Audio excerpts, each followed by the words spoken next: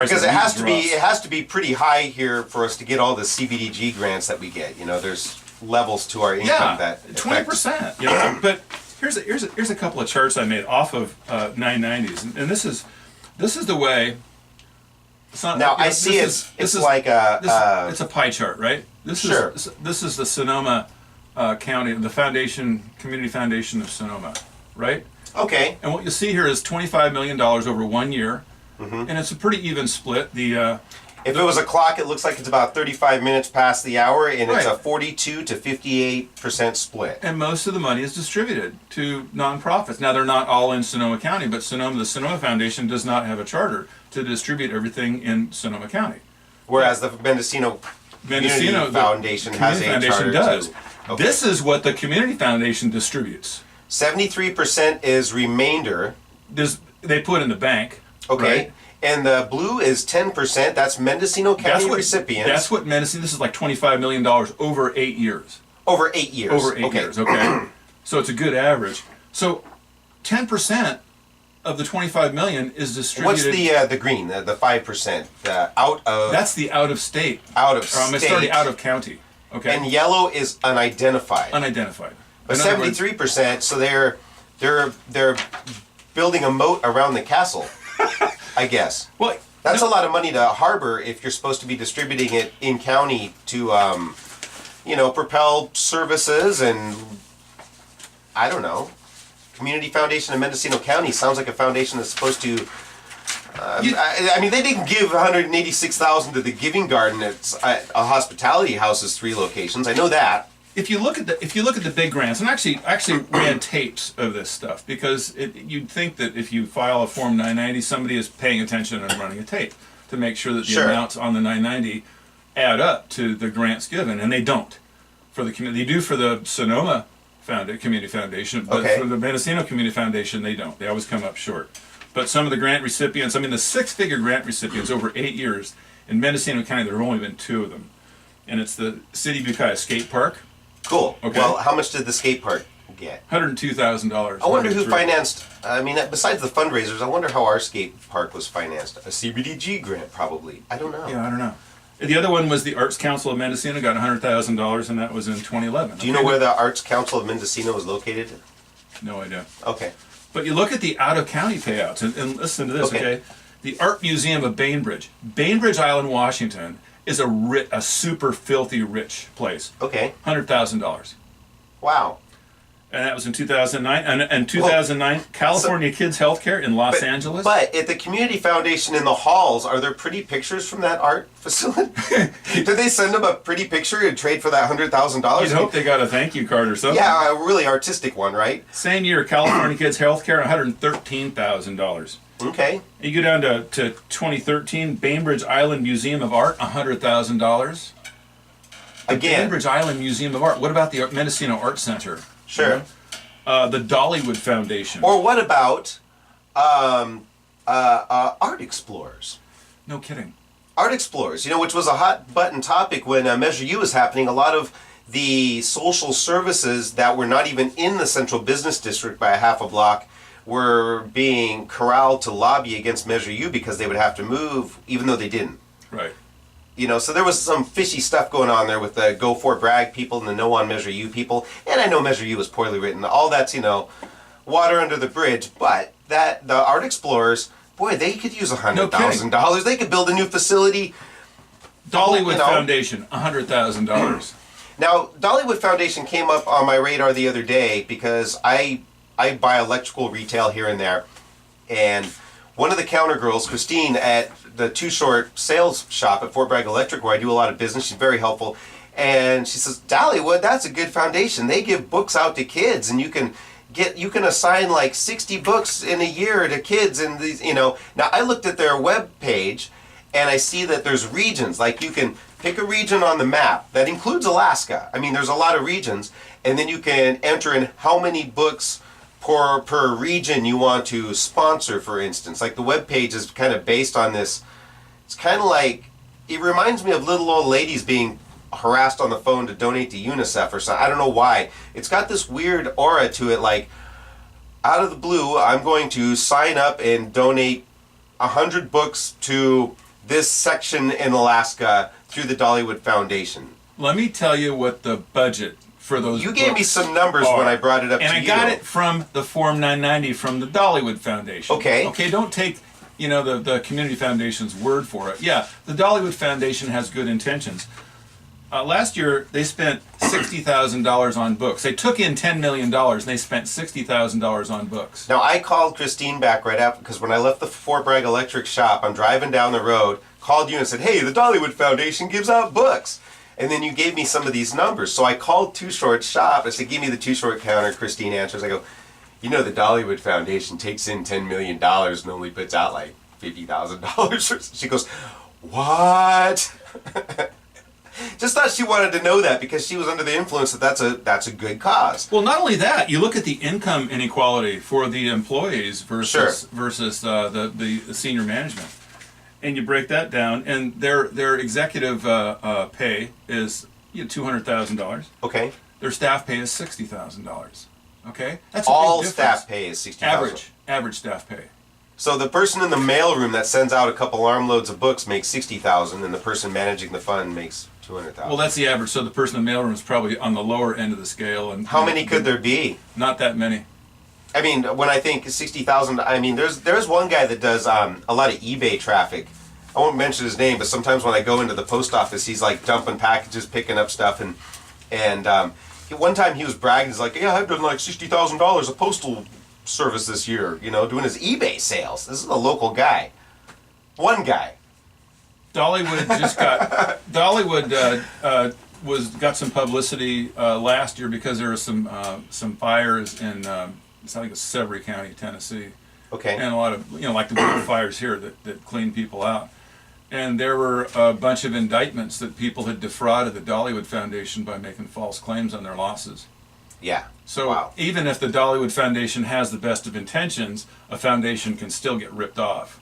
If you were going to donate to the Lake County or Sonoma County fire funds, where would you put your dollar?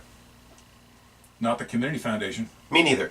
One thing, we did a benefit at the Inglenook Community Center, formerly the Grange, now the Guildhall. Did a fire benefit, and we had one good angel investing donor, but a lot of people gave over and above the door price, and we raised $3,113, and I think it went to the Savings Bank of Mendocino County Fund.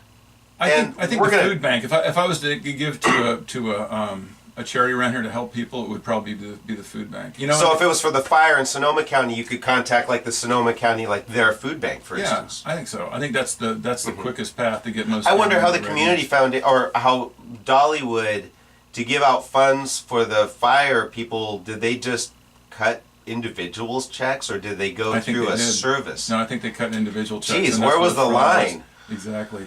The other one. Not that I want to be a jerk and take fire money that's supposed to be somebody else's, but if you're going to get exploited like that, then you deserve to be exploited like that, I guess. The other big grant recipient from the Community Foundation was Islandwood. And this is like a summer camp for rich kids on Bainbridge Island, $100,000. So I looked up Islandwood. Okay. Islandwood. I know. It's kind of generic. Islandwood. Da, da, da, da, da. So, but what happens on Islandwood stays on Islandwood. Here's Islandwood, okay? There's something called a cost to raise a dollar. Right? And it's the revenue that comes in versus what goes out. Which wine song is really on the radar for that? Islandwood takes in $10 million and they distribute $500,000. Right? $10 million. So that's like $9.50 per dollar? It's outrageous, whatever it is. Yeah, some crazy. But their income inequality is even worse. Their executive pay is $337,000. Wow. Their staff pay is $23,000. Wow, that's a ratio even worse than the last place we talked about. It's not as bad as the Community Foundation. So the Community Foundation gives to Islandwood? Yes. Okay.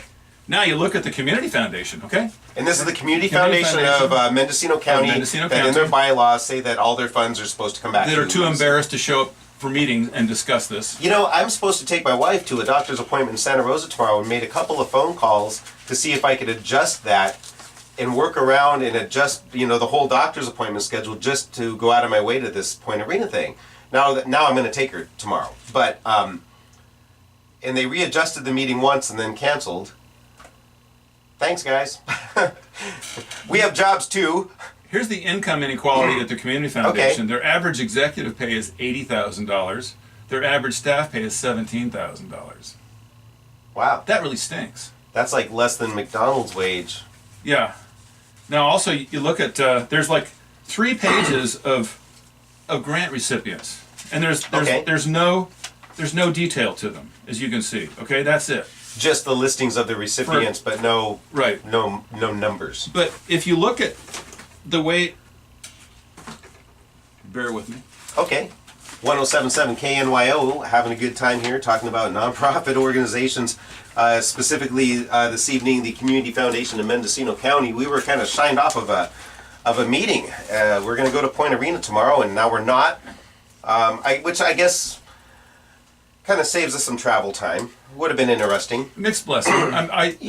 It would have been more of a complete story, and I think it would have been fair under the circumstances for them to at least show up. Yeah. But nonetheless, they do deserve an article this week, which will be titled "The Harder They Fall." This is the Sonoma County Community Foundation. This pile.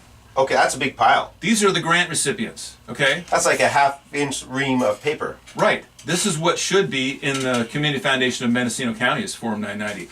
Everything is accounted for here, every single penny. Sure. Where you have these big gaps missing in the Community Foundation of Mendocino County. And I had a bunch of questions for them because Peter Reimeller had questions and he wanted me to ask the questions. And I don't really get to ask the questions because we couldn't have a meeting. Can you tell us any more about Peter, or is he kind of reclusive on that side? I don't really know that much about Peter. I've conversed with him a couple of times. He is a community, or was Community Foundation donor? Yeah. Okay. Yeah, exactly. I wonder if he'd be interested in making an angel investment, not a big one, but a small one into KNYO at some point. I don't know. I don't know that the idea that balloon question either.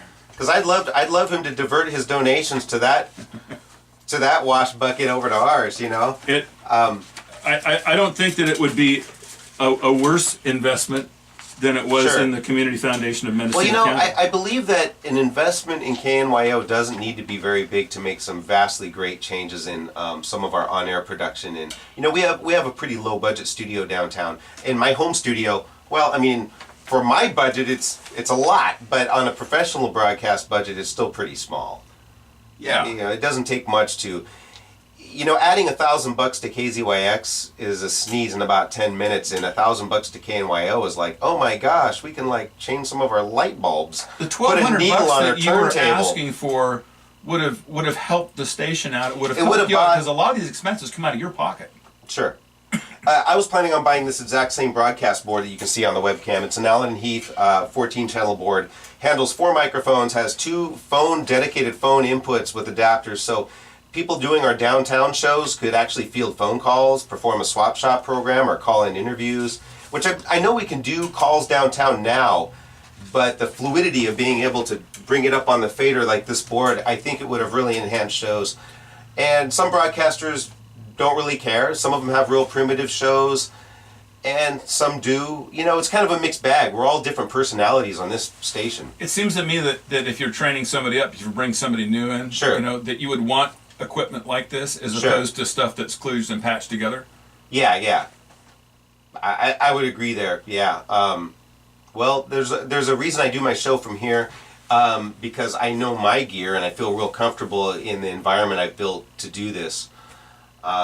Frankly, I really miss working for my grandfather at KDAC back in the 90s, just because our old Gates Statesman board with these great big knobs for pots instead of faders, it was a beautiful old board, and you could beat on that thing. You could slam switches, and you could just beat. It was bulletproof. It was just a bulletproof piece of equipment. I remember they don't make them like that anymore. A tour of the KDAC radio studio back in the mid-1960s when I was in Cub Scouts. Wow. Would that have been when your grandpa was there? Late 60s. It might have been before him. Marty Moylanen, who's a ham radio operator friend, Vietnam veteran, who still lives around the coast here, he did a Boy Scout tour there. Might have been the same era. Could have been. I don't know how many Boy Scout tours together. Maybe. Yeah. I don't know how old. I don't know how old he is now. Are you a Vietnam serving? You're younger. Nope. I just missed it by that much. Okay. Well, you guys are probably a few years off on that, maybe. Yeah. Yeah. But my question is, because these documents are public, Sure. and sooner or later the public is going to figure this betrayal out, and that's the way I feel about all this money. We're looking at millions of dollars leaving the county for no good reason. Sure. Right? And it's like the way it's being hidden from the public. Obviously, the Community Foundation, people who are running the Community Foundation are ashamed of it, and they should be. So why were they doing it in the first place? Like that mountain climber, the Japanese Because guy. it's That, there. Yeah. Yeah. Because it's there. Well, what's the next step in this process, or is there a process? Do you have a direction to go with this? All I do is I don't write call to action pieces. All I really want to do is report what I find and then move on to the next nonprofit in my Sure. will. It was just these people came up, the Community Foundation, the people who mismanage it, are the people. This is the organization that came up in my wheel. Okay. And so, we're coming up on the Art Center, Mendocino Art Center, and the Hospital Foundation, and KZYX again. So Yeah, everybody yeah. gets their turn in the barrel. And all I do is report on it, and what I'm finding is they're actually getting better. The good news about the Community Foundation, because as you know, I was on your show here a couple of years ago, I think. First Well, a time. year and a half, maybe. I'm not really sure when the first one was. Yeah, it was around that time. There's a YouTube video of it. I know that. Yeah. And so I started reporting, and I started reporting on the Community Foundation, and it was that stink that Peter Reimuller, called me on. Sure. That right after that, I noticed on their Form 990 that their in-county donations went up and their out-of-county donations went down. Okay. So I think that these, even though a lot of these pieces are really despised, Yeah. they're actually doing some good. I see them doing some good elsewhere. I see policies being reversed. The people at KZYX, Mendocino County Public Broadcasting, pretty much, I wouldn't say rescinded, but condemned their own policy of hiding the Form 990s from their board members. They admitted it was wrong Yeah. in a public meeting. Whether or not they follow through on that.